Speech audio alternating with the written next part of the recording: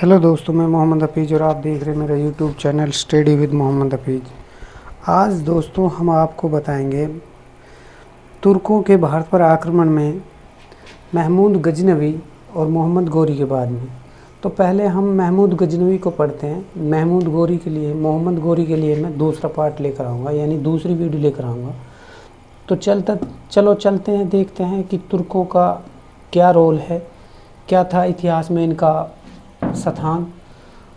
तो देखिए दोस्तों, क्या था, जो तुर्क थे ये अब्बासी साम्राज्य में 19वीं शताब्दी में महलों के पहरेदार और किराए के सैनिक के रूप में काम करते थे। क्या करते थे? काम करते थे।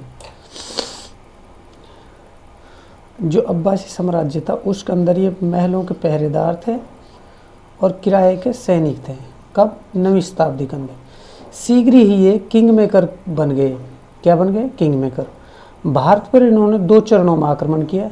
एक तो था महमूद गजनवी और दूसरा था मोहम्मद गौरी। ठीक है। जो मोहम्मद हबीब हैं, यानी जो इतिहासकार है मोहम्मद हबीब, वो क्या कहते हैं कि उत्तर भारत विजय को क्या कहते हैं, जो इन लोगों ने आक्रमण किया था तुर्कों ने, उसको क्या कहते हैं कि उत्तर भारत विजय को शहरी क्रांति कहा है इन्होंने और एक ग्रामीण क्रांति कहा है। किसने? मोहम्मद हबीब। जबकि लैंडपूल इसको एक अद्वितीय आंदोलन मानते हैं। कौन? लैंडपूल। चलिए अब देखें, महमूद गजनवी जो था ये यामनी वंश का था। किसका था? यामनी वंश का। ठीक है। और इसकी उपाधियाँ क्या थी वो देखिए। यमीन उद दौला। क्या थी? यमीन उद दौला। यमीन उल मिल्लाह, यानी मुसलमानों का संरक्षक। ये उपाधि इनको बगदाद के खलीफा अल कादिर बिल्ला ने दी थी। इस्लाम का नायक भी इसको कहा जाता था। किसको? महमूद गजनवी को। किसने कहा इस्लाम का नायक? मध्यकालीन इतिहासकारों ने। किसने? मध्यकालीन इतिहासकारों ने। सुल्तान आजम, ये उपाधि धारण करने वाले ये दुनिया के पहले सुल्तान माने जाते हैं, यानी पहले सुल्तान थे सुल्तान आजम। जो इनके सिक्कों पर उपाधि मिलती है वो मिलती है अब एक मेक्तम मोहम्मद अवतार, चांदी के सिक्कों पर। इनकी अन्य उपाधियां भी थी, जैसे बुत किशन यानी मूर्ति भंजक और गाजी। ये इनकी अन्य उपाधियां थी।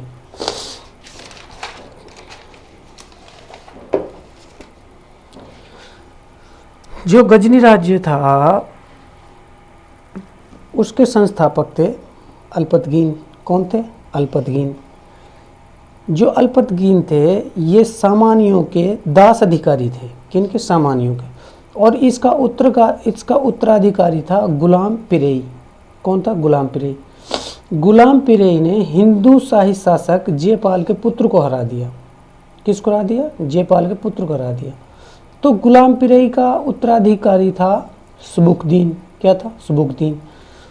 और सुबुकदीन जो गुलाम था, जो सुबुकदीन था, ये अल्पतगीन का गुलाम था। किसका? अल्पतगीन का, यानी इसका गुलाम था। कौन? सुबुकदीन। और इसका दामाद भी था। ठीक है।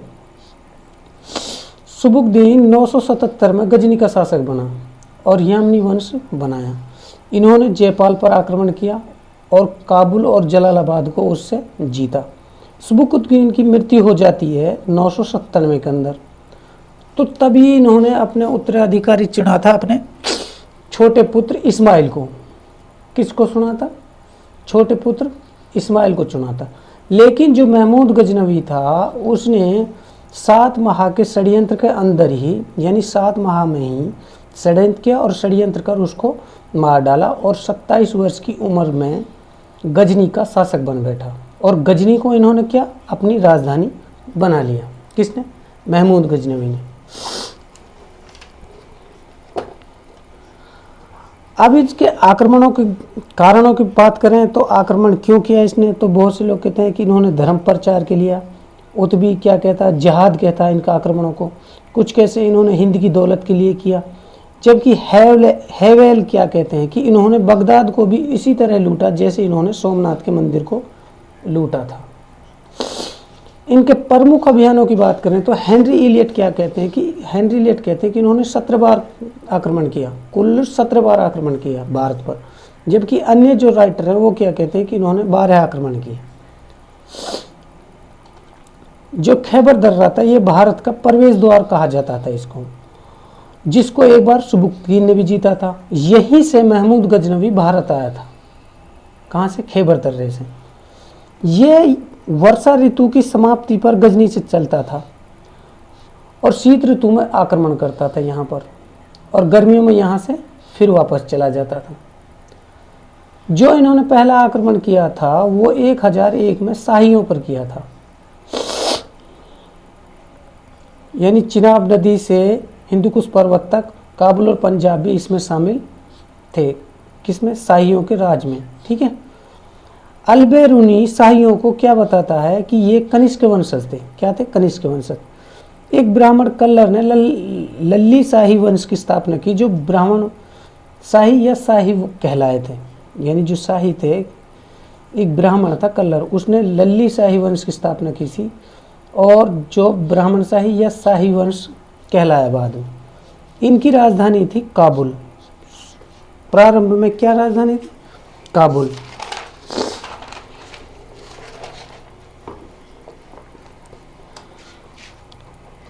काबुल को जब 870 में सफरिद याकूब ने जीत लिया था तो शाहियों ने बेहिंद या उदयभानपुर को अपनी राजधानी बनाया था। महमूद समकालीन जो शासक था जयपाल, उसने हारने के बाद आत्मदाह कर लिया था। यानी जो महमूद का समकालीन शासक था जयपाल, वो हार गया था महमूद से और उसने आत्महत्या कर ली थी। तो जयपाल ने अपने पुत्र को आनंदपाल को बनना ही था राजा। उसने अपनी राजधानी नंदन को बनाया था। किसने? आनंदपाल ने। फिर महमूद ने 1004 में मुल्तान पर आक्रमण किया, सिया कर्माथियों पर, जिनका शासक था अब्दुल्ला फतेह दाऊद। अब्दुल्ला फतेह दाऊद को हराने के बाद इन्होंने मुल्तान को नौसा शाह के लिए दे दिया था, जो जयपाल का नाती था, यानी सुखपाल। 1008-9 में इन्होंने पंजाब पर आक्रमण किया। यहाँ पर इन्होंने आनंदपाल को हराया छाछ के मैदान में, छाछ के युद्ध में, यानी वहिंद मैदान के अंदर। ठीक है। छाछ युद्ध हुआ था, उसमें आनंदपाल को हराया था। कब? 1008-9 में। इन्होंने आनंदपाल से संधि की और बाद में इनके जो संबंध थे वो बहुत अच्छे हो गए थे। 1012 में आनंदपाल की मृत्यु हो जाती है और उसके बाद त्रिलोचनपाल शासक बनते हैं। कहाँ के? पंजाब के। इन्होंने 1010 में नागरकोट को लूटा था। 1010 में इन्होंने तलवंडी युद्ध में हिंदुओं के संघ को हराया था। 1013 में इसने नंदन त्रिलोचनपाल से जीत लिया था। 1013 में जो नंदन था वो त्रिलोचनपाल से जीत लिया था इन्होंने। किसने? महमूद गजनवी ने। सरोंग को सूबेदार बनाया वहाँ पर। 1014 में इन्होंने थानेश्वर के चक्र स्वामी मंदिर को लूटा। 1015 में कश्मीर के लोहकोट दुर्ग पर इन्होंने आक्रमण किया था, लेकिन वो असफल रहा था। क्या रहा था? असफल रहा था। 1021 में इन्होंने कश्मीर पर फिर असफल आक्रमण किया। 1018 में पहली बार इन्होंने गंगा घाटी में प्रवेश किया और वहाँ पर इन्होंने बरन, मथुरा, वृंदावन, कन्नौज यहाँ पर हमला किया। कहाँ पर? 1018 में पहली बार गंगा में प्रवेश किया, गंगा घाटी में। बरन, मथुरा, वृंदावन और कन्नौज पर हमला किया। इस घाटी पर इन्होंने 3 बार आक्रमण किए थे। मथुरा में उस समय कौन था? कलचुरी शासक था कोक्कलदित्य, उसको हराया था। महाबन में इसने बरन का यदुवंशी शासक कुलचंद्र को हराया था। कन्नौज में राज्यपाल छोड़कर भाग गया था, तो भारतीयों की उसी टाइम, यानी ये छोड़कर भाग गया था, और जो भारत की विजय की कहानी लेकर गया था यहाँ से दूर, उसका खलीफा ने बहुत सम्मान किया था। यानी जब भारत की विजय की गाथा लेकर वहाँ पर पहुँचा था गजनी में, तो खलीफा ने उस दूत का बहुत ही सम्मान किया था। 1019 में ने कलिंजर दुर्ग का घेरा किया जहां पर विद्याधर चंदेल था। मुस्लिम लेखक इसको बहुत ही शक्तिशाली बताते हैं, किसको? विद्याधर चंदेल को। तो विद्याधर चंदेल ने एक संघ बनाया, यानी विद्याधर चंदेल प्लस कन्नौज का त्रिलोचन पाल, पंजाब के शाही त्रिलोचन पाल, इनका मुखिया था विद्याधर चंदेल। जो विद्याधर चंदेल थे महमूद से कभी भी नहीं हारा था। इन्होंने महमूद की प्रशंसा में गीत लिखे, तो महमूद ने इनके लिए इनाम में 15 किले दे दिए थे। किसके लिए? विद्याधर चंदेल के लिए। 1020-21 में लाहौर पर आक्रमण किया और त्रिलोचन पाल को यहाँ पर हराया। उसके बाद 1022 में पंजाब पर आक्रमण किया और वहाँ के शासक को हराकर उसको गजनी राज्य में मिला लिया, गजनी साम्राज्य के अंदर, और यहाँ का सूबेदार अरी या रुक को बना दिया गया। राइट, आगे चलते हैं हम। 1025 के अंदर इन्होंने सोमनाथ मंदिर पर आक्रमण किया और वहाँ का किस पर? सोमनाथ मंदिर पर आक्रमण किया, जिसको चालुक्य भीम प्रथम ने दोबारा बनवाया था। 1027 में इसने सिंध जाटों पर हमला किया, यानी जो सिंध के जाट थे उन पर हमला किया। 1030 के अंदर महमूद गजनवी की मृत्यु हो गई। अब बात करते हैं हम महमूद गजनवी के समकालीन शासकों की। कश्मीर में 1003 तक दिद्दा का शासन था, फिर संग्राम राज का शासन रहा, जो एक लोहार वंश की स्थापना की थी जिन्होंने। उसके बाद परमार भोज इसके समकालीन थे, बंगाल का महिपाल भी इसके समकालीन था, चोल राजराज प्रथम जो 1015 में था, चोल राजेंद्र प्रथम जो 1015 से 1044 तक। अगर दोस्तों महमूद गजनवी के दरबार में जो विद्वान थे, अगर उनकी बात की जाए तो अबू उतबी थे, जिसने तारीख़ यामिनी लिखी, और या इसको किताब यामिनी भी कहते हैं। इसमें महमूद गजनवी का इतिहास है, जो उन्होंने 1000 में आक्रमण किए तो उन हमलों का वर्णन इसने किया है। ख्वाजा अहमद थे जो महमूद गजनवी के वजीर थे। 18 वर्ष तक इन्होंने महमूद की अनुपस्थिति में राज किया था, और एक भारतीय किले के अंदर इसको महमूद गजनवी ने कैद कर लिया, जहां इसकी मृत्यु हो गई थी। अगर उसके बाद हम बात करें अबुल फजल की, तो अबुल फजल ने तारीख़ सुबुक्तयीन लिखा था। लैनपूल अबुल फजल को पूर्व का पैम्पस कहते थे। अबुल फजल ने जो गजनियों का इतिहास लिखा, उसमें प्रथम बार सल्तनत चित्रकला का साक्ष्य मिलता है। फिरदौसी जो थे, फिरदौसी ने 1000 छंदों वाला शाहनामा लिखा महमूद के कहने पर। किसके कहने पर? महमूद के कहने पर, जिससे फारस का होमर कहा जाता है। इसके लिए महमूद गजनवी ने इसको 60,000 सोने की मिस्कल देने का वादा किया था, परंतु पूरा नहीं किया, तो उन्होंने 60,000 चांदी की मिस्कलें भिजवाई। जब वह चांदी की मिस्कलें गई थी तो उनको मना कर दिया गया था, जिसके लिए उन्होंने क्षमा मांगी। उसके बाद इन्होंने 60,000 सोने के फिर मिस्कलें भिजवाई, परंतु तब तक वह मर चुका था। कौन? फिरदौसी। अगर अलबेरूनी की बात करें, अलबेरूनी की, तो ये एक ज्योतिष था। फराबी की बात करें तो एक दर्शन शास्त्र का विद्वान था। अगर तूसी की बात करें तो एक खुरासानी विद्वान था। उसरी जो था एक महान शिक्षक था। 3 बार इसका मुंह मोतियों से भरा था। किसका? उसरी का। किसने? महमूद गजनवी ने। सैयद सालार मसूद गाजी, ये एक सैनिक था और इसका मकबरा बहराइच के अंदर मौजूद है। ठीक है। अगर बात करें हम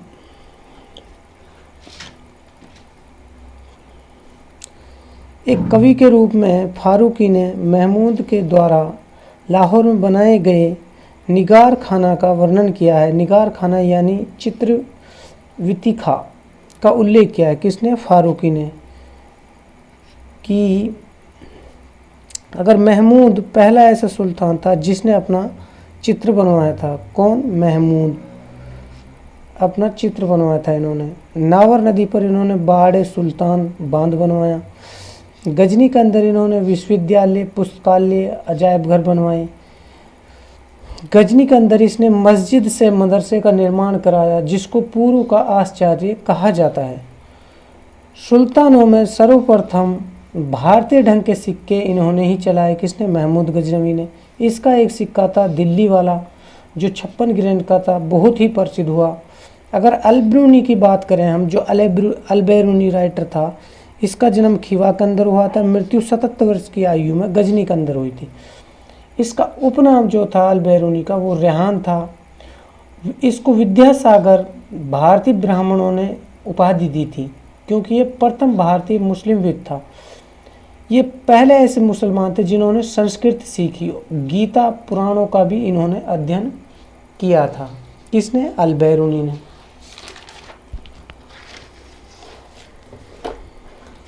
अल-बिरूनी की आगे बात करें तो दोस्तों, अगर मैं अल-बिरूनी की इतनी बात कर रहा हूँ, इसका इतना बड़ा टॉपिक इस टॉपिक के अंदर जुड़ा हुआ है, तो ये बहुत बड़े राइटर थे। इसका बहुत ही अहम रोल है सल्तनत काल में। इसने एक बुक लिखी थी किताबुल रहला, जिसको किताबुल हिंद भी कहा जाता है, तहकीक हिंद भी कहा जाता है, मिनी माकला भी कहा जाता है। तो इसको हम क्या कहते हैं? 11वीं शताब्दी का दर्पण। किसको? किताबुल हिंद को। इन्होंने एक इवोल का नाम की किताब भी लिखी थी, ठीक है, भारत से जाने के बाद। किताबत सैयदाना, ये एक इनकी और किताब थी। इसमें इन्होंने दवाओं का जिक्र किया है ये। और अगर फारसी में इसका अनुवाद की बात करें किताबुल सैयदाना की, तो इसका बकरा अनुवाद किया था। अरबी में ये किताब किताबुल हिंद जो थी, इसका इंग्लिश में अनुवाद 1888 में एडवर्ड चाउ ने किया था और हिंदी में रजनीकांत शर्मा ने। मामूनी वंश के ख्वारिज़म शाह के राजनीतिक सलाहकार थे। महमूद ने राज्य ज्योतिष पद पर इसको नियुक्त किया। किसको? अल-बिरूनी को।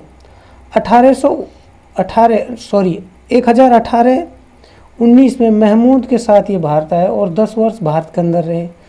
1030 के अंदर इन्होंने किताबुल हिंद को लिखा था। कब लिखा था? 1030 में।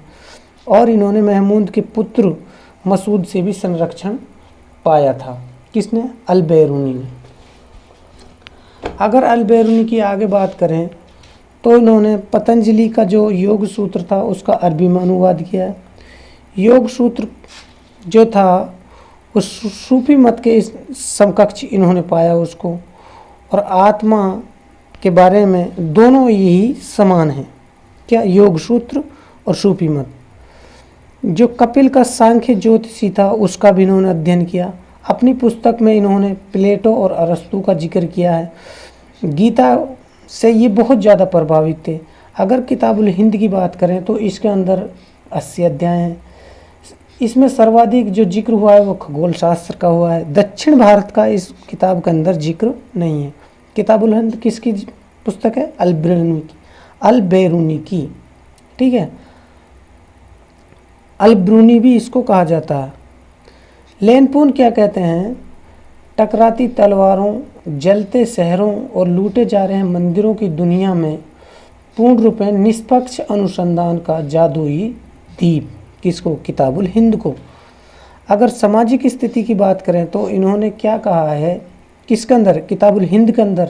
अपनी किताब के अंदर अल-बिरूनी ने बताया है भारत के समाज के बारे में। तो भारतीय समाज चतुर्वर्णों में बटा हुआ था, यानी ब्राह्मण और क्षत्रिय, वैश्य और शूद्र। इन 4 वर्णों से नीचे इन्होंने 8 अछूत जातियां बताई हैं जिनको अलम गलम कहा जाता था। इसमें धोबी, मोची, जादूगर, नाविक, मछुआ, जुलाहे और शिकारी थे। जबकि इनसे भी नीचे हाडी, डोम, चंडाल, यानी डोम जो था बधातु था, यानी सबसे नीची कौम जो थी वो डोम की थी, राइट। अगर आगे बात करें हम कि इन्होंने किताबुल हिंद के अंदर क्या बताया है, सामाजिक विभेद के चरम को बताया। इन्होंने ब्राह्मण 4 पत्नी रख सकते थे, क्षत्रिय 3 पत्नी, वैश्य 2 और शूद्र 1 पत्नी रख सकता था।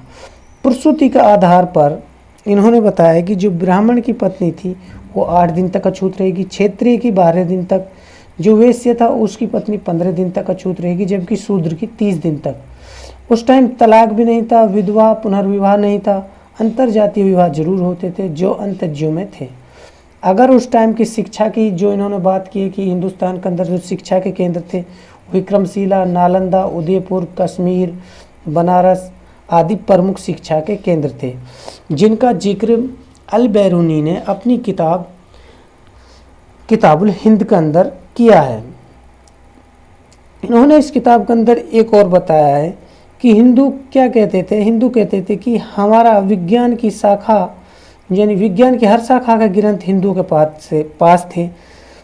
तो उत्तर भारत में उस टाइम लिखने के लिए पेड़ की छाल का इस्तेमाल किया जाता था, जबकि दक्षिण भारत में ताड़ के पत्तों पर लिखा जाता था। जो हिंदुओं की लिपि थी उसमें 50 अक्षर हुआ करते थे, राइट।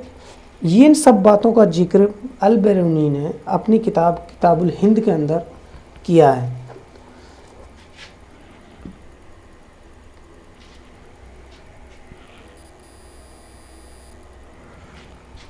किताबुल हिंद के अंदर इन्होंने लिपियों की चर्चा भी की है कि सिद्ध मातृका ये कश्मीर के अंदर वाराणसी, कन्नौज और प्रसिद्ध में प्रसिद्ध थी, जबकि भोजू की जो लिपि थी वो उदनपुर में बौद्धों की थी, जबकि जो मालवाड़ी लिपि थी वो सिंध में थी, दिरवारी जो थी वो द्रविड़ में थी, लारी जो थी वो गुजरात के अंदर थी, जब जो गोरी लिपि थी वो पूर्वोत्तर देशों में थी। मालवा के अंदर नागर भाटियाओं की अर्धनागरी लिपि थी। साहित्य में इन्होंने दामोदर जो था वो जम्मू कश्मीर का था, इन्होंने कुट्टूनी मत्तम यानी मध्यस्थ का उच्चार दिया था। क्षेमेंद्र का ये जिक्र करता है इसके अंदर, समय मात्रक यानी वेश्यों की आत्मकथा क्षेमेंद्र ने लिखी है। कौन करता है इसका जिक्र? अल बैरूनी अपनी किताबुल हिंद के अंदर इन सब के बारे में बता रहा है जो मैं आपके लिए बता रहा हूँ। कभी आप ये सोचो कि ये क्या प्राचीन भारत से पढ़ने लग गया।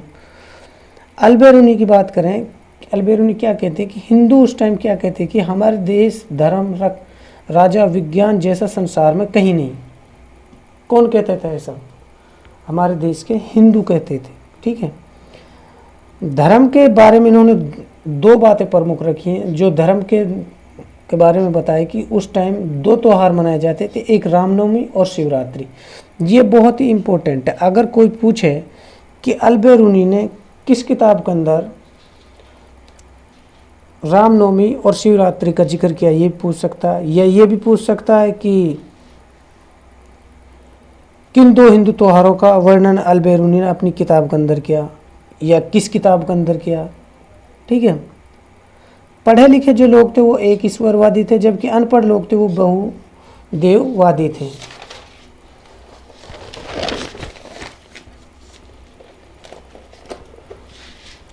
ये कहते हैं कि वैष्णव संप्रदाय का जो था वो सर्वाधिक लोकप्रिय था। भारतीय विष्णु यानी नारायण की उपासना करते थे। वैश्य व शूद्र को वेद पढ़ने की इजाज़त नहीं थी, उनकी जीभ काट ली जाती थी। मंदिर की बात करें तो मठ और ये भ्रष्टाचार के केंद्र थे। देवदासी प्रथा मंदिरों के अंदर थी। अगर स्थापत्य की बात करें तो स्थापत्य के अंदर इन्होंने बताया कि महमूद गजनवी ने कहा था कि अगर मथुरा और कन्नौज के मंदिरों को कोई बनाना चाहता है तो उसके लिए उसको 1 लाख सोने के दिनार और 200 वर्ष का समय लगेगा। अगर आर्थिक स्थिति के बारे में जो इन्होंने बताया है हिंदुस्तान के बारे में, तो वो बताया है कि मंदिर जो थे वो बैंक का काम करते थे, लेकिन सूदखोरी जो थी वो वर्जित थी। केवल शूद्र ले सकते थे जो 2% ले सकते थे। अगर राजनीति का जो इन्होंने जिक्र किया है, कहा है कि उस टाइम जो देश था ये टुकड़ों में बटा हुआ था। महमूद का उत्तराधिकारी था मसूद, जो उसकी सेना के अंदर हिंदू थे वो आधे से ज़्यादा थे। यानी महमूद का जो उत्तराधिकारी था मसूद, उसकी सेना के अंदर आधे से ज़्यादा हिंदू थे, जिनके अंदर 2 हिंदू मुख्य हैं यानी तिलक और सेवंत राय, जो उच्च पदों पर काम करते थे। अगर दोस्तों आपको मेरा वीडियो पसंद आया हो तो लाइक करें, शेयर करें, सब्सक्राइब करें। धन्यवाद।